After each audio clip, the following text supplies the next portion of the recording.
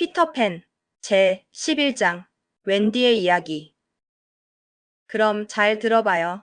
웬디가 마이크를 발치해 두고 침대에는 7소년을 앉힌 채 이야기를 시작하려고 자리를 잡았어요. 그녀의 표정은 부드러웠고 아이들의 눈은 그녀의 입술만을 응시했죠.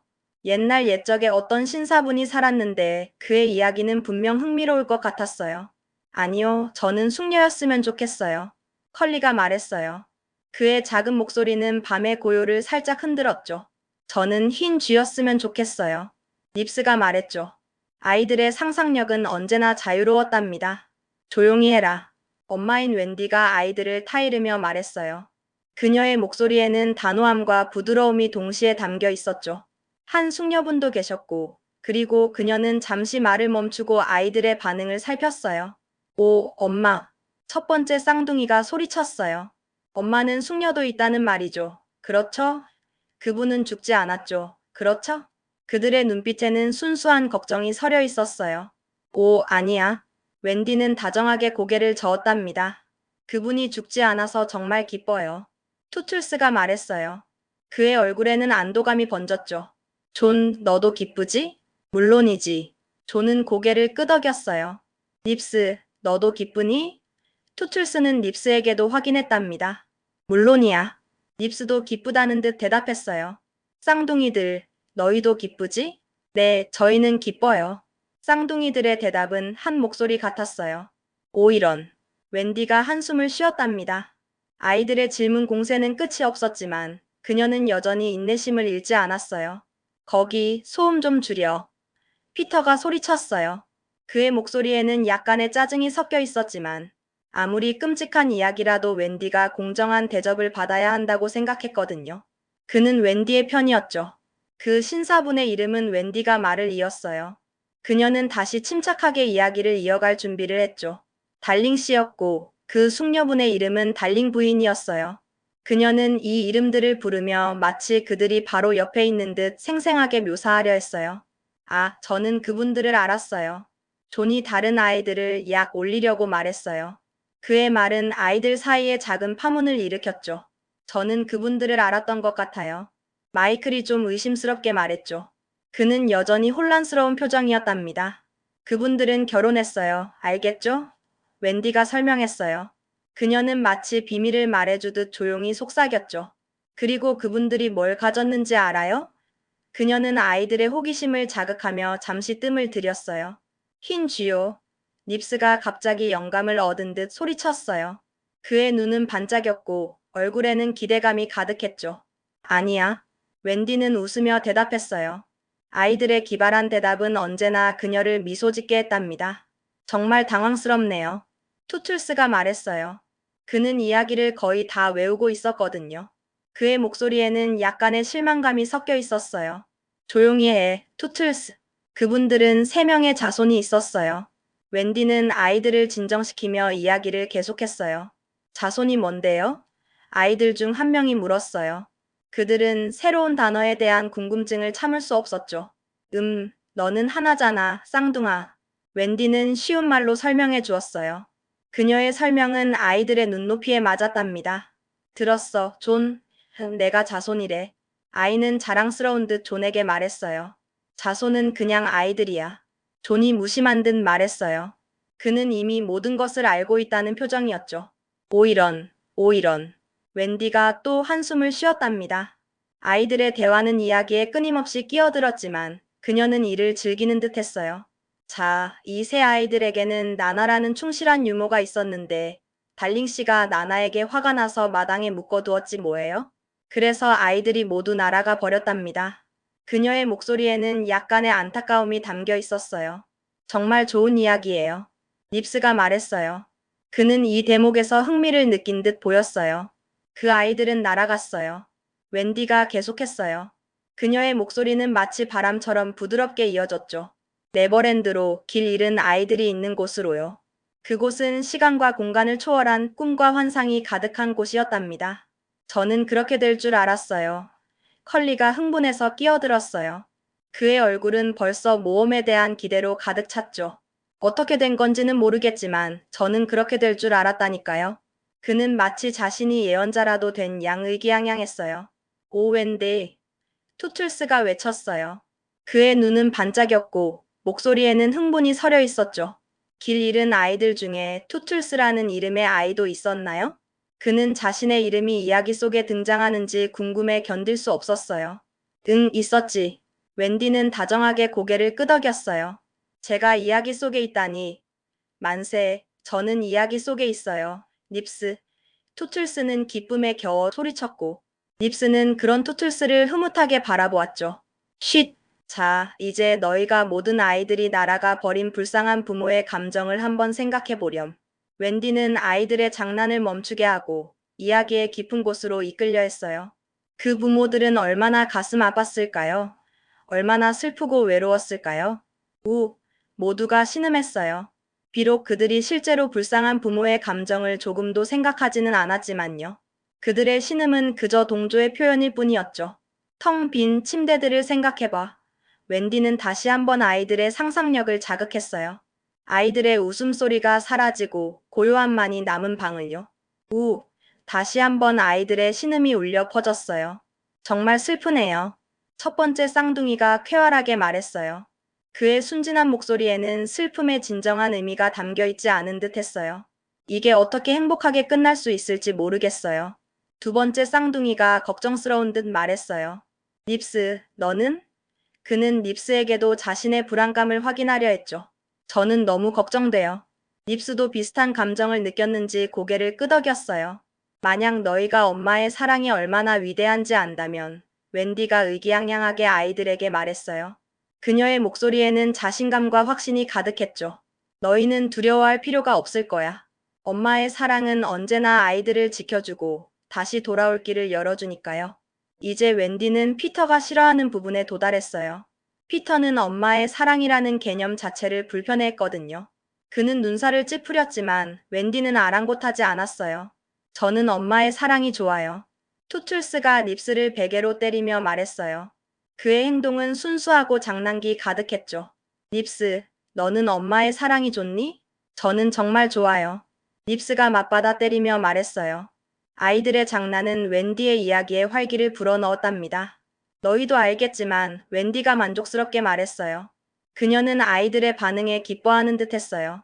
우리 이야기의 여주인공은 엄마가 항상 창문을 열어두어 아이들이 날아서 돌아올 수 있게 할 거라는 걸 알았어요. 그래서 아이들은 몇 년 동안 떨어져 있었지만 정말 멋진 시간을 보냈답니다. 그 시간 동안 아이들은 새로운 세상을 경험하고 모험을 즐겼지만 마음속으로는 언제나 엄마에게 돌아갈 날을 꿈꾸었죠. 그럼 돌아왔어요? 아이들 중 한 명이 조심스럽게 물었어요. 이야기의 결말에 대한 기대감이 커지고 있었죠. 자, 이제 웬디가 최선을 다해 기운을 내며 말했어요. 그녀의 목소리에는 결말에 대한 흥분과 기대가 서려 있었죠. 미래를 살짝 엿볼까요? 그녀는 마치 마법사처럼 손짓했답니다. 그리고 모두는 미래를 엿보기가 쉬워지는 그런 행동을 했어요. 그들의 눈은 빛났고 숨소리조차 멈춘 듯 했어요. 세월이 흘렀고 런던역에 내리고 있는 나이를 알 수 없는 이 우아한 숙녀는 누구일까요? 그녀의 얼굴에는 시간의 흔적이 있지만 여전히 아름다움과 우아함이 가득했답니다. 오 웬디, 그분이 누구예요? 닙스가 마치 자기가 모르는 것처럼 완전히 흥분해서 소리쳤어요. 그의 순진한 질문은 모두에게 미소를 안겨주었죠. 그게 그래 아니 맞아 아름다운 웬디일지도 몰라. 웬디는 마치 수수께끼를 풀듯이 말했고 아이들은 숨을 죽이고 다음 말을 기다렸어요. 오, 아이들의 탄성이 터져나왔어요. 그리고 그녀와 함께 있는 이제 성인이 된 두 명의 고귀하고 당당한 사람은 누구일까요? 그들은 키가 크고 늠름했으며 눈빛에서는 강인함이 느껴졌죠. 그들이 존과 마이클일지도 몰라요? 바로 그들이야. 웬디는 목소리에 힘을 주어 말했고 아이들의 눈은 더욱 커졌어요. 오, 다시 한번 아이들의 놀라움이 터져나왔어요.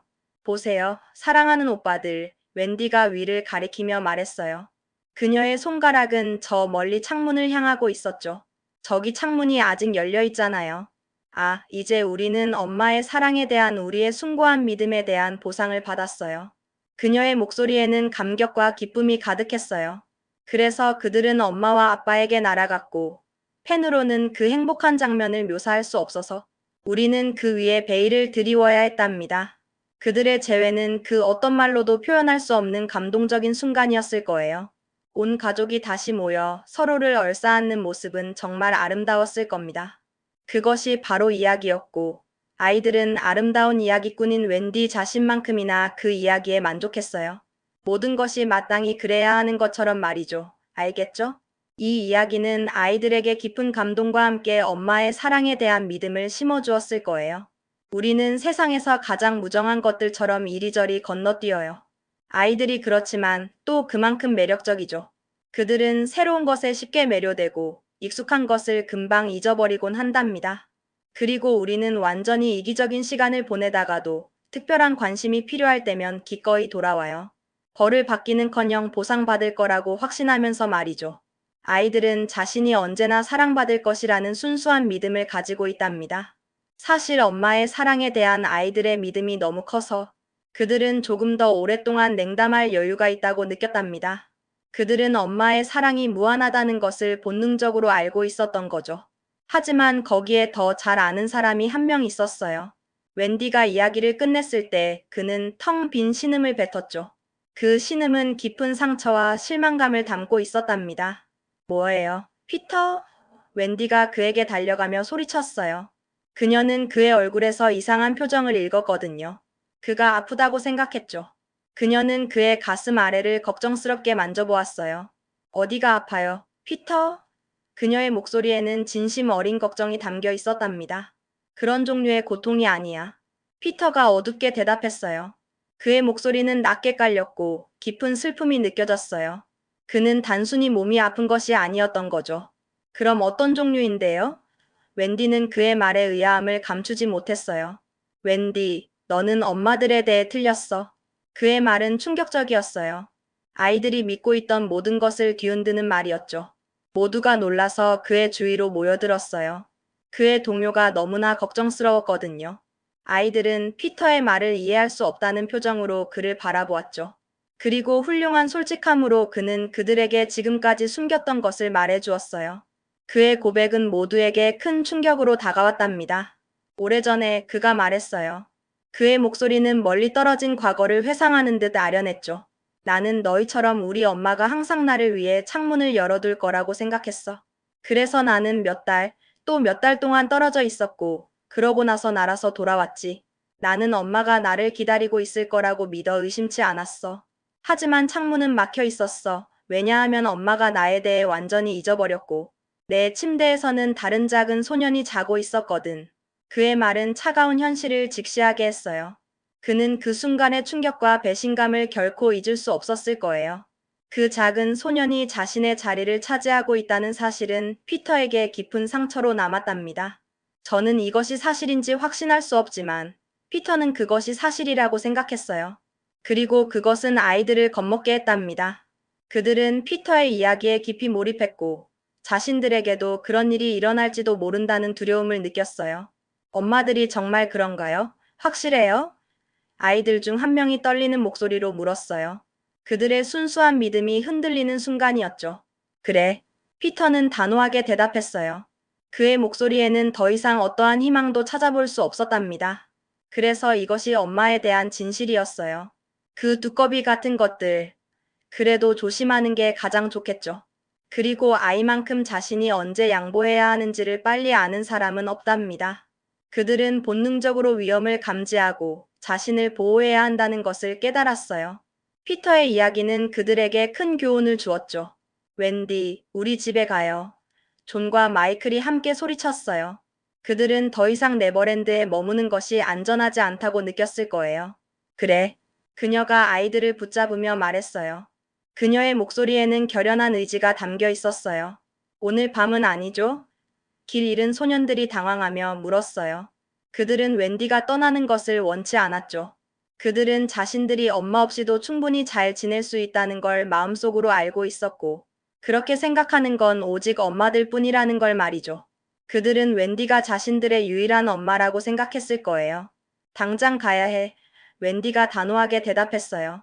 끔찍한 생각이 그녀에게 떠올랐거든요. 아마 엄마는 지금쯤 반상 중일 거예요. 그녀는 엄마가 자신을 얼마나 그리워하고 있을지 생각하며 마음이 아팠답니다. 이 두려움 때문에 그녀는 피터의 감정이 어떨지 잊었고 그에게 좀 날카롭게 말했어요. 피터, 필요한 준비를 좀 해주시겠어요? 그녀의 목소리에는 재촉하는 듯한 어조가 섞여 있었어요. 내가 원한다면. 그가 대답했어요. 마치 그녀가 그에게 견과류를 전해달라고 요청한 것처럼 냉정하게 말이죠. 그의 얼굴에는 감정이 없어 보였고 웬디의 간절한 부탁에도 흔들림이 없었답니다. 그들 사이에 유감이라는 말조차 없었답니다. 이별의 순간은 너무나 차갑고 무정하게 다가왔죠. 만약 그녀가 이별을 신경 쓰지 않는다면 피터는 자신도 신경 쓰지 않는다는 것을 그녀에게 보여줄 작정이었어요. 하지만 물론 그는 아주 많이 신경 썼죠. 그의 차가운 표정 뒤에는 깊은 슬픔과 분노가 숨겨져 있었답니다. 그리고 그는 어른들에 대한 분노로 가득 찼어요. 어른들은 늘 그렇듯이 모든 걸 망치고 있었거든요. 그의 눈은 불타는 듯했고 어른들에 대한 증오심이 마음속 깊이 자리 잡았죠. 그래서 그가 자기 나무 안으로 들어가자마자 그는 의도적으로 빠르고 짧은 숨을 초당 약 5번의 속도로 쉬었어요. 그는 왜 이런 행동을 했을까요? 네버랜드에는 내가 쉴 때마다 어른 한 명이 죽는다는 속담이 있기 때문이죠. 그리고 피터는 가능한 한 빨리 복수심에 차서 그들을 죽이고 있었답니다. 그의 숨소리 하나하나에 어른들에 대한 깊은 원망이 담겨 있었어요. 그러고 나서 인디언들에게 필요한 지시를 한 후 그는 집으로 돌아왔는데 그의 부재 중에 불미스러운 장면이 연출되고 있었어요. 웬디를 잃는다는 생각에 패닉에 빠진 길 잃은 소년들이 위협적으로 그녀에게 다가갔답니다. 그들의 얼굴에는 불안과 절망이 가득했고 웬디를 놓치지 않으려는 필사적인 의지가 보였어요. 그녀가 오기 전보다 더 나쁠 거예요. 그들이 소리쳤어요. 우리는 그녀를 가게 두지 않을 거예요. 그들의 목소리에는 간절함과 함께 약간의 위협적인 어조가 섞여 있었죠. 그녀를 포로로 잡자. 그래, 그녀를 묶어두자. 소년들의 말은 점점 더 격해졌어요. 그녀의 극한 상황에서 본능이 그녀에게 누구에게 의지해야 할지 알려주었어요. 투툴스. 그녀가 외쳤어요. 그녀의 목소리는 희망을 찾아 헤매는 듯 했죠. 나는 당신에게 호소해요. 그녀는 가장 약해 보이는 투툴스에게서 마지막 희망을 찾으려 했답니다. 이상하지 않나요? 그녀는 가장 어리석은 아이였던 투툴스에게 호소했어요. 하지만 투툴스는 훌륭하게 대응했답니다. 그 순간 그는 자신의 어리석음을 버리고 위엄있게 말했어요. 그의 작은 몸에서 뿜어져 나오는 위엄은 모두를 놀라게 했어요. 저는 그저 투툴스일 뿐이에요. 그가 말했어요. 그의 목소리에는 겸손함이 묻어났지만 동시에 강한 결의가 느껴졌죠. 그리고 아무도 저를 신경 쓰지 않죠. 하지만 웬디를 영국 신사처럼 대하지 않는 첫 번째 사람을 저는 아주 심하게 피를 흘리게 할 거예요. 그는 자기의 짧은 칼을 뽑았어요. 칼날은 희미한 달빛을 받아 반짝였고 그의 눈빛은 흔들림 없었답니다. 그리고 그 순간 그의 태양은 정오에 빛나고 있었죠.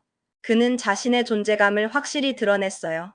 다른 아이들은 불안하게 물러났어요. 투툴스의 예상치 못한 단호함에 그들은 당황할 수밖에 없었죠. 그러자 피터가 돌아왔고 아이들은 즉시 그에게서 어떤 지지도 받지 못할 것을 알았어요. 그는 그녀의 의지에 반하여 네버랜드의 어떤 소녀도 붙잡아두지 않을 것이었거든요. 피터의 눈빛은 단호했고 그의 원칙은 흔들림이 없었답니다. 웬디. 그가 이리저리 성큼성큼 걸으며 말했어요. 그의 발걸음은 빠르고 단호했죠. 나는 인디언들에게 너를 숲을 통해 안내해달라고 부탁했어. 날아가는 게 너를 피곤하게 할 테니까. 그의 목소리에는 차가움이 섞여 있었지만 그 나름의 배려가 담겨 있었답니다. 고마워요, 피터. 웬디는 그의 배려에 감사했어요. 그럼. 그가 계속했어요. 복종받는데 익숙한 사람의 짧고 날카로운 목소리로요. 그의 말은 명령과도 같았죠. 팅커벨이 너를 바다를 건너 데려다 줄 거야. 그녀를 깨워, 닙스. 그의 명령은 단호했고 닙스는 즉시 행동했답니다. 닙스는 대답을 받기 전에 2번 노크해야 했어요. 비록 팅크는 사실 한동안 침대에 앉아서 듣고 있었지만요. 그녀는 모든 상황을 지켜보고 있었던 거죠. 누구세요? 감히 어떻게? 가버려. 그녀가 소리쳤어요. 팅크의 목소리에는 짜증과 함께 약간의 오만함이 섞여 있었죠. 그녀는 쉽게 움직이지 않았답니다. 너는 일어나야 해, 팅크. 닙스가 불렀어요. 그리고 웬디를 여행에 데려가야 해. 립스는 팅크를 설득하려 했지만 쉽지 않았죠. 물론 팅크는 웬디가 간다는 것을 듣고 기뻤어요. 그녀는 웬디가 떠나는 것을 내심 바랐을지도 몰라요. 하지만 그녀는 절대로 그녀의 안내자가 되지 않기로 단호히 결심했고 훨씬 더 모욕적인 언어로 그렇게 말했어요. 그녀의 자존심은 웬디를 돕는 것을 허락하지 않았답니다. 그러고 나서 그녀는 다시 잠든 척했답니다. 그녀의 행동은 어린아이 같았지만 그만큼 강한 의지를 보여주었죠. 그녀가 안 하겠대요. 닙스가 그런 불복종에 깜짝 놀라 소리쳤어요. 팅크의 불복종은 모두를 당황하게 했죠. 그러자 피터가 엄하게 그 젊은 숙녀의 방을 향해 갔죠. 그의 얼굴에는 더 이상 인내심이 없어 보였어요. 팅크. 그가 딱딱하게 말했어요. 그의 목소리는 차갑게 가라앉았어요. 내가 즉시 일어나서 옷을 입지 않으면 나는 커튼을 열 거야. 그럼 우리 모두 내가 잠옷 차림인 것을 보게 될 거야. 피터의 협박은 팅크에게 치명적이었을 거예요. 이 말은 그녀를 바닥으로 뛰어오르게 만들었어요. 그녀는 자신의 모습이 다른 사람들에게 보이는 것을 가장 싫어했거든요. 누가 제가 일어나지 않는다고 했어요? 그녀가 외쳤답니다. 그녀의 목소리에는 분노와 함께 약간의 당황스러움이 섞여 있었어요. 그동안 소년들은 매우 쓸쓸하게 웬디를 바라보고 있었어요. 이제 존과 마이클과 함께 여행 준비를 마친 웬디를 말이죠. 그들의 눈빛에는 이별의 슬픔과 함께 왠지 모를 부러움이 서려 있었답니다.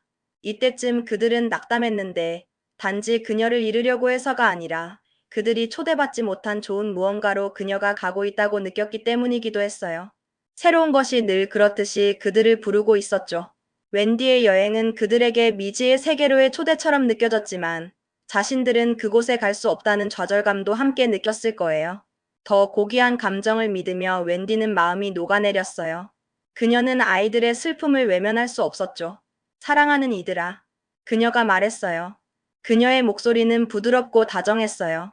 만약 너희 모두가 나와 함께 간다면 나는 거의 확신하는데 우리 아빠와 엄마가 너희를 입양할 수 있을 것 같아. 그녀의 제안은 아이들에게 놀라운 희망을 주었답니다. 그들은 다시 가족을 가질 수 있다는 생각에 흥분했어요. 이 초대는 특별히 피터를 위한 것이었지만 각 소녀는 오직 자기 자신만을 생각하고 있었고 즉시 그들은 기쁨으로 뛰어올랐어요. 피터는 여전히 무관심한 표정이었지만 다른 소년들은 환호했죠. 하지만 그분들이 우리가 좀 다루기 힘들다고 생각하지는 않을까요? 닙스가 뛰는 중간에 물었어요. 그의 목소리에는 약간의 걱정이 섞여 있었지만 기대감이 더 컸답니다. 오한이야. 웬디가 빠르게 생각해내며 말했어요. 그냥 응접실에 침대 몇 개를 두면 될 거야. 첫째 주 목요일에는 병풍 뒤에 숨길 수도 있고 그녀의 기발한 생각은 소년들의 걱정을 덜어주었어요. 그들은 다시 한번 희망에 부풀었죠. 피터, 우리 가도 돼요? 모두가 애원하듯 소리쳤어요. 그들은 만약 자신들이 간다면 그도 갈 거라고 당연하게 여겼지만 실제로 그들은 거의 신경 쓰지 않았답니다. 이렇게 아이들은 새로운 것이 노크할 때 그들의 가장 사랑하는 사람들을 버릴 준비가 항상 되어 있죠. 새로운 모험에 대한 열망은 그 어떤 유대감보다 강했답니다. 좋아. 피터가 씁쓸한 미소로 대답했고 즉시 그들은 자기들의 물건을 가지러 달려갔어요. 그의 미소는 슬픔과 함께 체념을 담고 있었답니다. 그리고 이제 피터, 웬디가 모든 것을 바로잡았다고 생각하며 말했어요. 그녀는 피터와의 마지막 순간을 소중히 여기는 듯 했죠. 가기 전에 당신에게 약을 주려고 해요. 그녀는 그들에게 약을 주는 것을 좋아했고 의심할 여지 없이 너무 많이 주었어요. 물론 그것은 단지 물이었지만 병에서 나온 것이었고 그녀는 항상 병을 흔들고 방울을 세웠는데 그것이 약효를 더하는 것 같았거든요. 그녀는 피터가 자신을 잘 돌볼 수 있도록 마지막까지 애썼답니다. 하지만 이번에는 그녀가 피터에게 약을 주지 않았어요. 그녀가 그것을 준비했을 때 그녀는 그의 얼굴에서 그녀의 심장을 가라앉게 하는 표정을 보았기 때문이죠. 피터의 눈빛은 차갑게 가라앉아 있었고 더 이상 어떤 희망도 담겨 있지 않았어요. 내 물건을 챙겨, 피터. 그녀가 떨며 소리쳤어요. 그녀의 목소리에는 두려움과 함께 간절함이 섞여 있었어요. 아니, 그가 무관심한 척하며 대답했어요. 나는 너와 함께 가지 않을 거야, 웬디. 그의 말은 단호했고 그의 결정은 확고했답니다. 가요, 피터. 웬디는 마지막까지 그를 설득하려 했어요. 아니, 피터의 대답은 짧고 단호했죠. 그녀의 출발이 그를 동요시키지 않을 것을 보여주기 위해 그는 방을 위아래로 뛰어다니며 그의 무정한 피리를 쾌활하게 연주했어요. 그의 피리 소리는 슬프도록 명랑했고 그 속에는 깊은 외로움이 숨겨져 있었답니다. 그녀는 그를 따라 뛰어다녀야 했는데 비록 그게 좀 위험없는 행동이었지만요. 웬디는 피터의 마음을 돌리려 필사적이었지만 그의 굳은 의지는 흔들리지 않았어요. 엄마를 찾기 위해서요. 그녀가 달랬어요. 그녀는 엄마의 존재가 피터에게 얼마나 중요한지 알기에 마지막 희망을 걸었죠. 이제 만약 피터가 엄마를 가진 적이 있었다면 그는 더 이상 그녀를 그리워하지 않았어요. 그는 엄마 없이도 아주 잘 지낼 수 있었죠. 그는 엄마들에 대해 곰곰이 생각했고 그들의 나쁜 점들만 기억했답니다. 그의 기억 속 엄마는 상처와 배신감만을 남긴 존재였을 거예요. 아니, 아니. 그가 웬디에게 단호하게 말했어요. 아마 그녀는 내가 늙었다고 말할 거야. 그리고 나는 그냥 항상 작은 소년이고 재미있게 지내고 싶어. 피터는 영원히 어린아이로 남고 싶어 했고 어른이 된다는 것 자체를 거부했답니다. 하지만 피터 웬디는 그의 결정이 얼마나 위험한지 알기에 안타까워했어요. 아니, 피터의 대답은 흔들림 없었죠. 그래서 다른 아이들에게 말해야 했어요. 피터는 오지 않아요. 웬디의 목소리에는 슬픔과 함께 체념이 담겨 있었어요. 피터가 오지 않다니 그들은 멍하니 그를 바라보았어요. 그들의 막대기를 등에 걸치고 각 막대기에는 보따리를 걸친 채 말이죠. 그들의 첫 번째 생각은 피터가 가지 않는다면 그가 아마도 자신들을 가게 하는 것에 대해 마음을 바꿨을 거라는 것이었어요. 하지만 그는 그럴 만큼 너무 자존심이 강했죠. 피터의 자존심은 그 어떤 것보다 강했고 그의 결정은 돌이킬 수 없었답니다. 만약 너희가 너희의 엄마들을 찾는다면 그가 어둡게 말했어요. 그의 목소리에는 냉소적인 웃음이 섞여 있었어요. 나는 너희가 그들을 좋아하기를 바라. 이 말에 끔찍한 냉소주의는 불편한 인상을 주었고 그들 대부분은 좀 의심스러운 표정을 짓기 시작했어요. 결국 그들의 얼굴이 말하듯이 가고 싶어 하는 게 바보 같은 행동일까요? 그들은 피터의 말에서 엄마들에 대한 깊은 불신을 느꼈답니다. 자, 그럼. 피터가 외쳤어요. 그의 목소리에는 차가운 단호함이 섞여 있었죠. 소란 피우지 마. 훌쩍거리지 마. 잘 가, 웬디. 그리고 그는 쾌활하게 손을 내밀었어요. 마치 그들이 정말로 이제 가야 한다는 듯이 그에게 할 중요한 일이 있기 때문에 말이죠.